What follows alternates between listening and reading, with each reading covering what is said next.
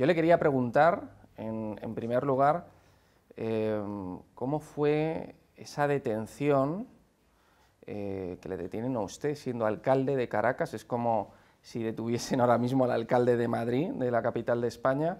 Usted era alcalde de la capital de Venezuela y le detienen y le tienen preso más de 1000 días. Cuéntenos cómo fue esa detención, cómo fue estar encarcelado más de 1000 días, le torturaron, le maltrataron, cuéntenos. Bueno, en un país donde no existe separación de poderes, donde brilla por su ausencia la seguridad jurídica, donde se habla de que tenemos la constitución más moderna del mundo, pero no se respeta el derecho de opinar.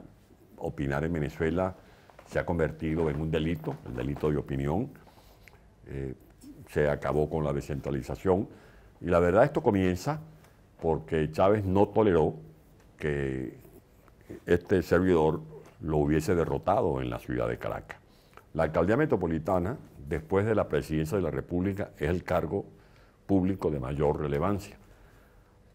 Triunfé con el apoyo de la unidad, con más de 800.000 votos, y a los pocos días de haber jurado como alcalde metropolitano, para ser más específico en esta historia, este relato, yo juré como alcalde metropolitano el 7 de diciembre del año 2009 y el 20 de enero del año siguiente, o sea, prácticamente casi 2 meses después, un comando de 40 hombres armados con fusiles, cubriéndose el rostro con pasamontañas, asaltaron el Palacio de Gobierno, secuestraron a los funcionarios que estaban cuidando el edificio, y cuando le reclamé al presidente Chávez, él dijo que ese era un problema sindical, que él no se metía en problemas laborales. Y dije, bueno, ¿en qué parte del mundo los sindicatos usan fusiles? En vez de la ley laboral usan fusiles, en vez de usar la palabra y discutir con sus patronos, usan pasamontañas. De allí que se me arrebató el palacio. Yo no pude despachar desde el Palacio Metropolitano. Fueron invadidos y expropiados más de 13 edificios de la alcaldía metropolitana. Hugo Chávez decidió imponer a tranca y barranca una ley para designar a dedo un funcionario, que en este caso fue una señora llamada Jacqueline Fariña, la llamaban la dedo porque la designaron a dedo. Chávez ordenó arrebatarme el 95% del presupuesto de la alcaldía metropolitana y además nos arrebataron también una serie de potestades. Tuve que hacer una huelga de hambre que me puso al filo de la muerte. Tuve que hacer manifestaciones varias veces. Hay imágenes en YouTube de las golpizas que me dieron, que me condujeron a una clínica porque me hospitalizaron en cuidados intensivos, hasta que Chávez, ya desaparecido, llega Maduro. Yo vuelvo a ganar la alcaldía metropolitana porque era un cargo simbólico de lucha política. Maduro, cuando yo gano, a los pocos días, designa como jefe de gobierno, paralelo al alcalde metropolitano de Caracas, a su exministro, que había sido derrotado por mí en las elecciones, y no conforme con eso, después ordenan detenerme. A mí me detienen en mi oficina de trabajo particular, en la Torre Exa de Caracas, a las 5:20 de la tarde, suben al piso 6 donde estaba la oficina, un pelotón de 25 hombres armados con fusiles. Yo me negué a abrir la puerta del despacho. Porque 25 hombres armados arriba, solamente para detenerle a usted. Para eso, pero abajo habían más de 80. O sea, aquello fue una operación como que si iban a detener a Osama Bin Laden, algo así, tanquetas, disparos, pero los que subieron al piso 6, como yo me negué a abrir la puerta porque no presentaron ni orden de captura ni orden de allanamiento, la puerta fue derribada con un instrumento llamado mandarria, a mandarriazos tumbaron la puerta, me sacaron a empujones, me lesionaron, me golpearon, luego me llevaron el helicoide, allí pasé la noche en el helicoide. Al siguiente día se habilitaron una caravana que yo no sabía si era el presidente de Estados Unidos o el presidente del gobierno de España o el primer ministro o la canciller de Alemania, que iban a trasladar una caravana estrafalaria, y allí un juez decidió recluirme en la cárcel militar de Ramo Verde, donde estaba también recluido ya Leopoldo López. Allí, después de los empujones, después de los problemas que se presentaron, me rebrotaron 2 hernias, me hicieron un examen médico, decidieron que tenía que ser operado de urgencia. En efecto, fui operado de urgencia. Lo insólito es que en medio de los dolores que yo tenía de la operación, porque ahí recordé yo mucho a mi madre y admiré mucho más a las mujeres, porque hay que ver lo que es parir.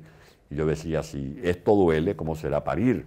El dolor era muy intenso y no obstante, dentro de la habitación del hospital, donde yo estaba convaleciente, tenían 2 hombres armados, vestidos de negro, con fusiles.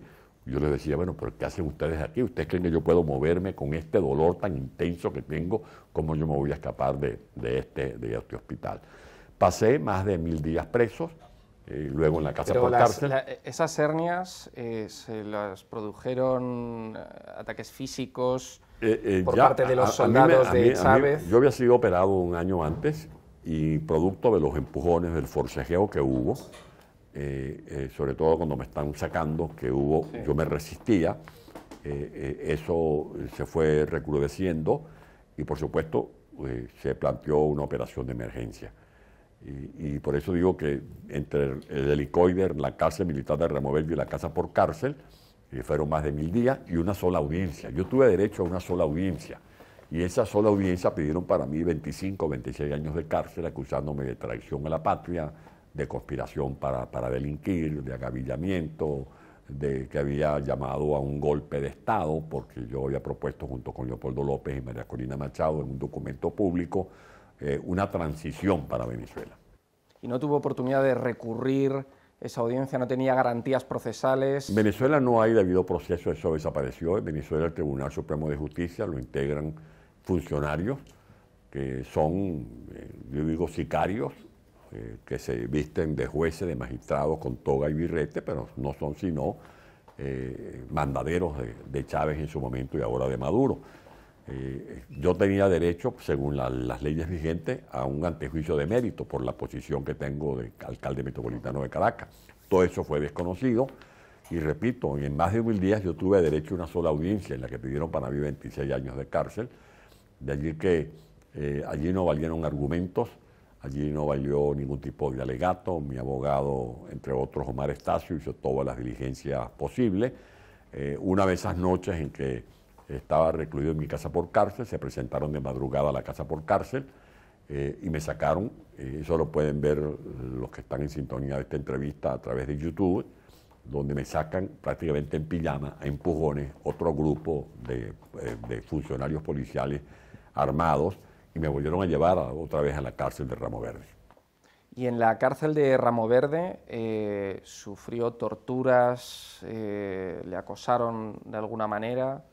Ya el hecho de estar privado injustamente de la libertad es una tortura. Tú puedes ver el sol, tú puedes respirar, puedes alimentarte, pero que tú te veas metido en una celda, que te encierren allí a las 6 de la tarde y te la abran a las 6 de la mañana, que tengas el derecho a salir un ratico al patio y que veas allí las concertinas, las alambradas de púa, que veas allí a los militares con el fusil vigilándote desde una garita. Eso es ya un atropello, porque yo no he cometido ningún delito. Yo simplemente estaba cumpliendo mis funciones de servidor del pueblo de Caracas. Ya antes había sido gobernador, antes había sido alcalde del municipio capital, de lo que es el municipio Libertador de Caracas, y después alcalde reelecto de la ciudad de Caracas. De allí que lo que ocurrió conmigo es lo que ocurrió con miles de venezolanos. En Venezuela hay todavía más de 15.000 personas que están sometidas a juicio. En Venezuela hay tantos presos políticos como en Cuba, y más de la mitad de esos presos políticos son militares, por cierto, militares que están inconformes con la manera como se ha violentado el Estado de Derecho, cómo se han violado los derechos humanos, cómo se ha desconocido el derecho de propiedad, cómo se han cerrado los medios de comunicación. Entre Chávez y Maduro han cerrado más de 400 medios de comunicación, televisoras, estaciones de radio, periódicos impresos. Todo eso ha sido liquidado en Venezuela porque este es un régimen que ni respeta los derechos humanos, ni respeta la libertad de expresión, ni respeta el derecho de propiedad.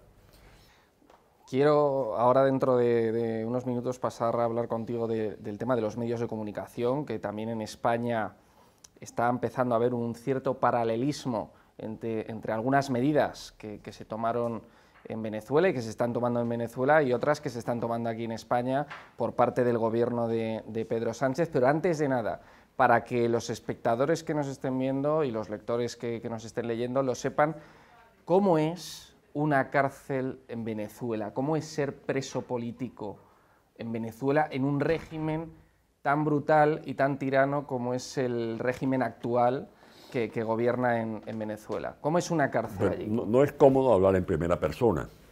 Y quiero pedirle disculpas a la audiencia que le hable de mi caso. Y digo de mi caso porque tengo la fortuna de estar vivo. Gracias a Dios yo puedo estar conversando contigo y me podrán ver muchos a través de estas cámaras. Pero pobre de Franklin Brito, que murió haciendo una huelga de hambre, protestando por la manera como se pisoteaba el derecho de propiedad en Venezuela. Pobre del inspector Oscar Pérez.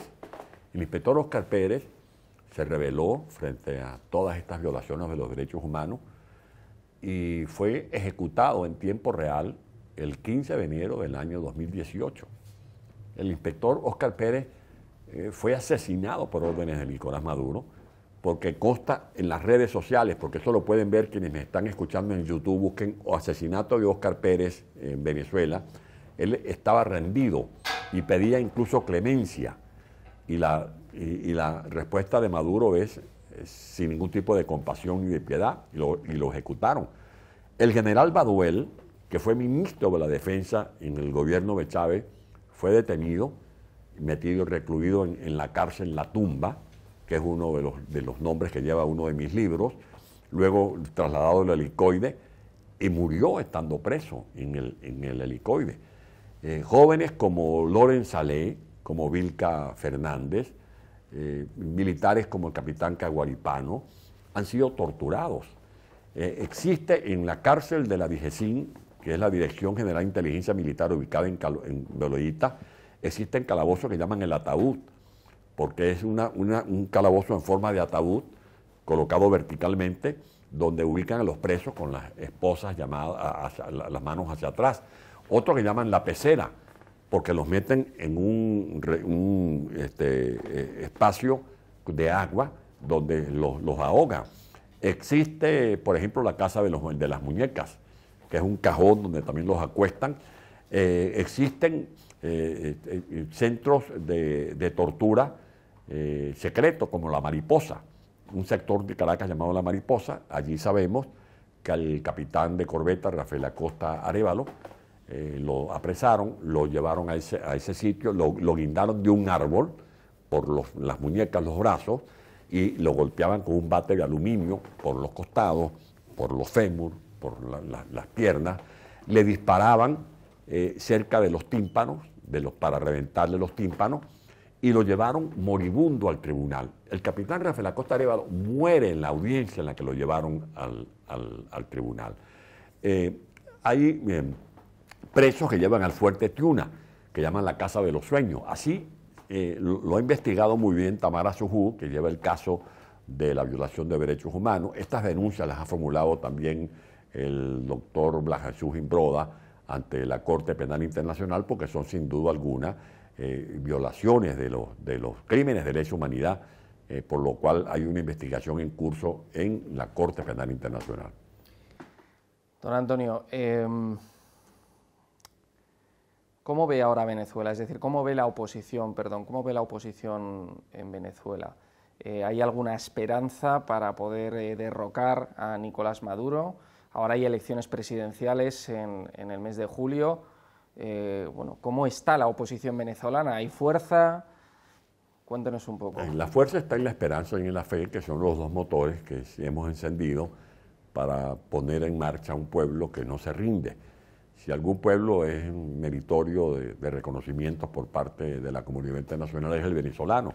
Tenemos más de 25 años en resistencia frente a un régimen que no ha podido pulverizar ese espíritu que se pone al servicio de la búsqueda de la libertad. Hoy hablaba hace algunos momentos hablaba con Edmundo González Urrutia y lo veo optimista, lo veo cumpliendo de manera cabal el compromiso que asumió, que no es nada fácil, porque luchar en medio de tantas adversidades es poner en riesgo la vida de sí mismo y la vida de sus seres queridos o la libertad en el menor de los casos.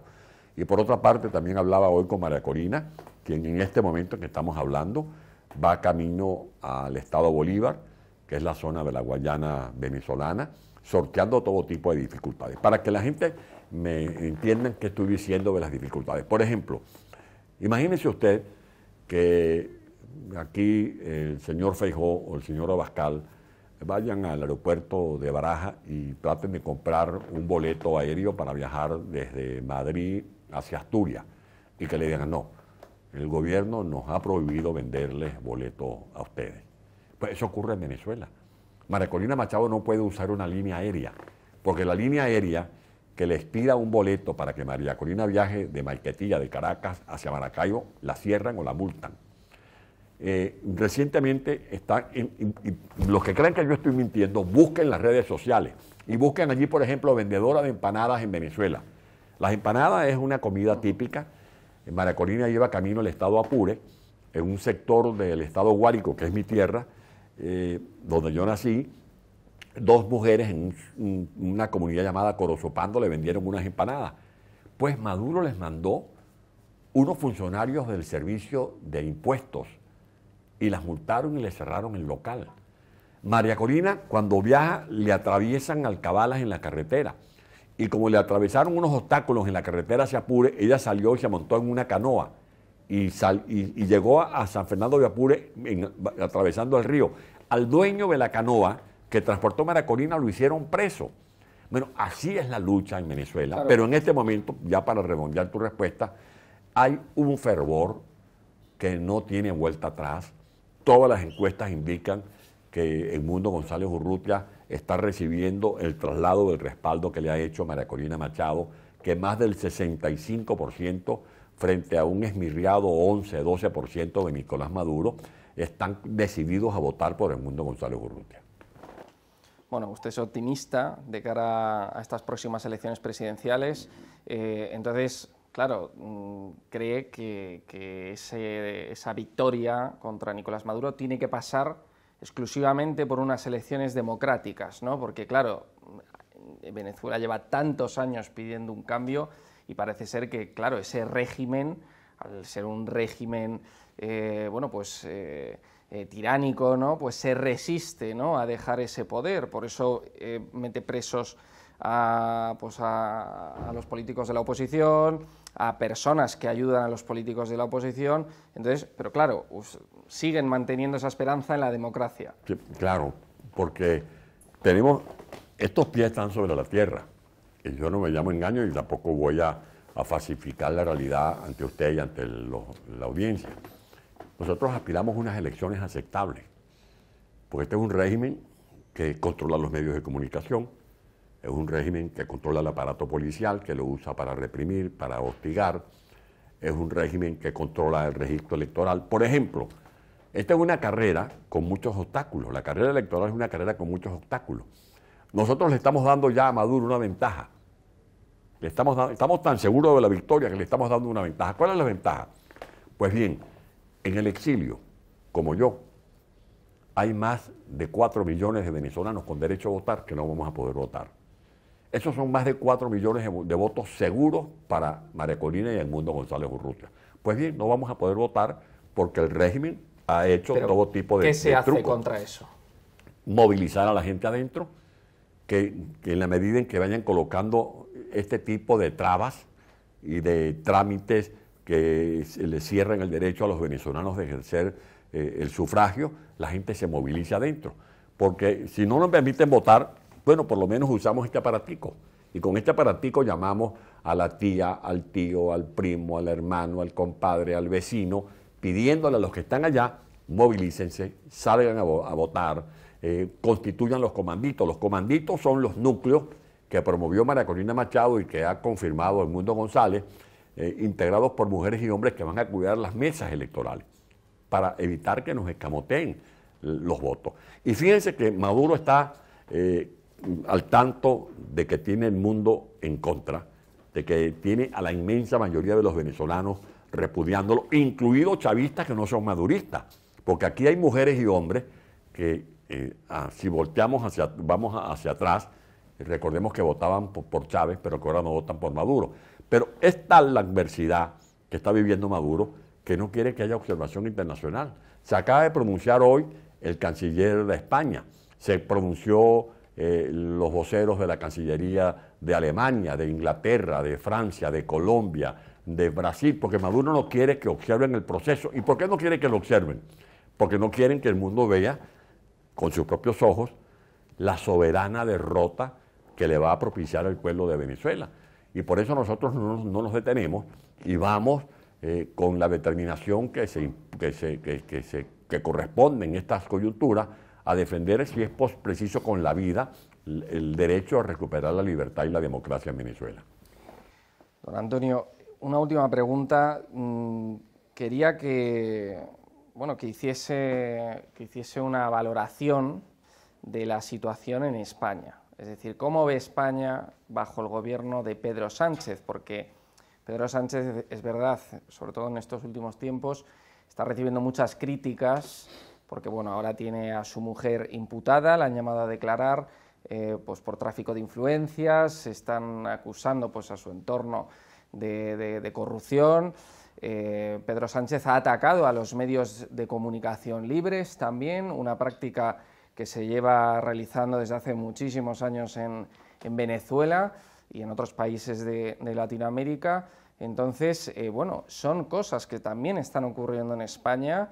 El mismo presidente del gobierno a medios de comunicación como el nuestro, que son medios libres, nos ha atacado directamente. Bueno, entonces, yo le diría a los españoles... ¿Cómo lo ve? Esta misma pregunta me la formularon recientemente en una conferencia a la que asistí en la Universidad de La Laguna en Tenerife. Y viendo las preguntas y las inquietudes de los españoles, si lo que está pasando en España se parece a Venezuela, yo les hacía una reflexión en alta voz, a manera de pregunta. Decía, a veces pienso que los españoles están buscando lo que no se les ha perdido. Y lo que no se les ha perdido todavía es la democracia. A nosotros nos decían en los años 1997, 98, cuidado, porque Venezuela puede ir como Cuba. Nosotros decíamos, no, esto nada tiene que ver, Venezuela no tiene nada que ver con Cuba. Ahora estamos peor que Cuba, porque el cubano que se levanta hoy dice, bueno, el día de hoy va a ser igual que el de ayer, pero el venezolano que se está levantando hoy dice, el día de hoy va a ser peor que el de ayer. No hay luz, no hay agua potable, no hay gas doméstico, no hay gasolina para surtir los coches, los 2 días de clase a la semana porque no hay educadores, las escuelas están destartaladas, se ha incrementado el número de niños desnutridos, los hospitales colapsados, la hambruna, el salario de un venezolano es equivalente a 4 euros al mes, la moneda desapareció. Es como que en Venezuela ya no hay, se dice que tenemos el bolívar fuerte, pero de fuerte no tiene nada, porque allá en Venezuela la economía de hecho está dolarizada, la gente maneja es el dólar, el euro, el peso colombiano. Ahora, ¿qué pasó? El desprestigio. Llegaron a atacarse tanto los partidos fundamentales de la democracia venezolana, el Partido Social Cristiano Copey, el Partido Acción Democrática, los debates que había en el Congreso, el líder de ADE acusaba de corrupto al de Copey, el de Copey le decía más ladrón es usted. Bueno, que hubo alguien que llegó a decir, bueno, si es verdad lo que los copellanos dicen de los adecos, y si a su vez es cierto lo que los adecos dicen de los copellanos, ninguno de los dos tiene moral para gobernar a Venezuela. Y ese desprestigio abrió campo a los especuladores, sobre todo a los populistas, a los demagogos que le prometían a la gente que iban a tocar el cielo con las manos. Y en eso llegó Chávez, el falso Mesías, un hombre responsable de 2 intentos de golpe de Estado. Y hubo gente de alto nivel en Venezuela que se prestó para que Hugo Chávez llegara al poder, y Hugo Chávez llegó con la finalidad de vaciar de contenido las instituciones públicas. ¿Qué yo les digo yo a los españoles? 1, cuiden su democracia, porque aquí hay democracia. Y nadie sabe lo que tiene hasta que lo pierde. Cuiden su democracia, porque la democracia es como la flor que uno tiene en una matica así como esa, y uno tiene que echarle agüita todos los días. 2, cuiden la independencia de los poderes públicos. El drama en Venezuela comenzó cuando Hugo Chávez capturó los poderes públicos. Él nombraba al fiscal, él mandaba a hacer expedientes o detenía investigaciones porque controlaba a la fiscalía, controlaba la Contraloría, el gobierno no rendía cuenta. cuenta. ¿Ahora mismo hay peligro en España para perder todo eso? Yo creo que aquí hay factores democráticos que no permitirían que se perdiera la democracia en España. Yo creo que ese es un sentimiento. ¿Y la separación de poderes? Y la separación de poderes, porque esa es la columna vertebral de la democracia. Si aquí se pierde la separación de poderes, ¿cómo comenzó Chávez a acabar con la democracia en Venezuela? Capturó el Poder Judicial. Él nombró los jueces de la República. Y se reunía los viernes en Miraflores, y en Miraflores con unos magistrados, eso lo han dicho los propios magistrados, busquen la confesión del magistrado a ponte en redes sociales y verán que el mismo magistrado que ahora está huyendo, confiesa que sí, que él se reunía los viernes y que Hugo Chávez le decía, bueno, metan preso a fulano de tal, el lunes le montan un expediente a Antonio Ledesma, el martes le montan un expediente a estos funcionarios militares y me los hacen presos. O sea, no había una fiscalía al servicio del pueblo, el Tribunal Supremo perdió su autonomía, no rendía cuenta ni Chávez, ni sigue rindiendo cuenta a Maduro, y comenzó a atacar a los medios de comunicación social. Cuando los medios de comunicación criticaban a Chávez, entonces Chávez los declaraba enemigos del pueblo. Una maquinaria que él responde al imperialismo yanqui, es la maquinaria que responde al espíritu de Cristóbal Colón. Ese era el discurso de Chávez para atacar la libertad de expresión. Y un país donde no hay separación de poderes, un país donde se jacta de ser democrático, pero no hay libertad de expresión, eso no es democracia. Puede ser cualquier cosa, pero no es democracia. Bueno, aquí Pedro Sánchez dijo que el fiscal dependía del gobierno, que también lo dijo nuestro presidente del gobierno aquí en España. Es decir, aquí ha habido bastantes críticas hacia el gobierno porque parece ser que también quieren empezar a meter mano a manejar el Poder Judicial. Bueno, entonces es bastante peligroso. Yo aspiro que no, porque contra mí hay una persecución transnacional. Maduro pidió mi extradición el año pasado, en agosto del año pasado. Han asaltado la vivienda familiar y yo aspiro que aquí las instituciones de España funcionen autónomamente y no se presten a esas maniobras. Don Antonio, para terminar, ¿qué le diría usted, ahora que le están viendo todos los espectadores, a Nicolás Maduro? Pues yo le diría a Maduro que nosotros estamos luchando, usando los recursos que nos ofrece el derecho a sobrevivir. Y la lucha no es ni a balazos, ni con cañones desde los cuarteles militares, es voto a voto. Vamos a recuperar la democracia con la fuerza del voto. Muchísimas gracias, don Antonio. Gracias.